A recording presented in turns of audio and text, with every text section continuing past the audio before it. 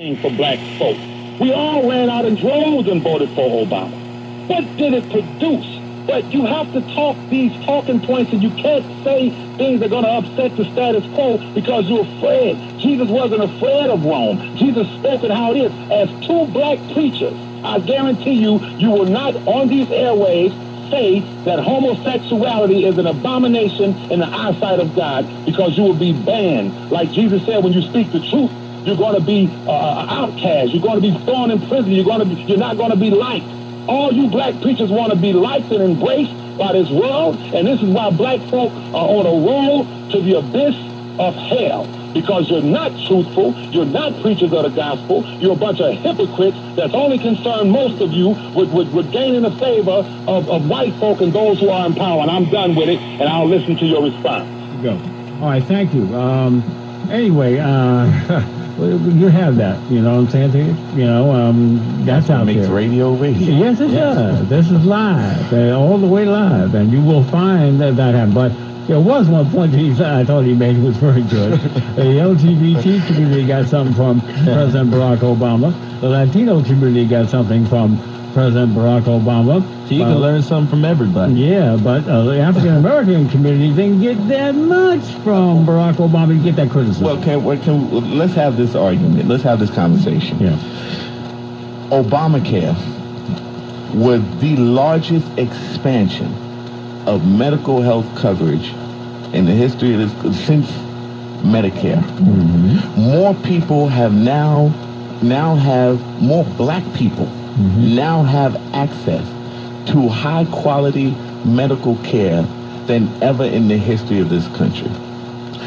When the president is being the president and the first lady is being the first lady, and they are carrying forth America's foreign policy around the world, and everyone from Vladimir Putin to Angela Merkel has to deal respectfully with a black man who exemplifies excellence. Yeah.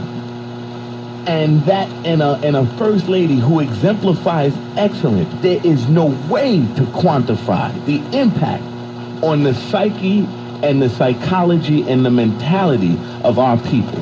The same way we saw the Million Man March transform black men's view and perspective of one another, and we saw a decrease in violent crime towards one another. Whether it ticked back up later is a discussion worth having. Mm-hmm. We saw an increase in adoption rates after the Million Man March. We are going to see in post-Obama America a resurgence of excellence in the black community, because now we have a material example. We don't have somebody walking around with gold, not that there's anything wrong with having gold chain or a basketball in your hand, but now we have an example of excellence that goes beyond what they have ascribed to us as what we allow to be excellent. All right, well, we're going to have to let that be the last word. That music means we're all out of time.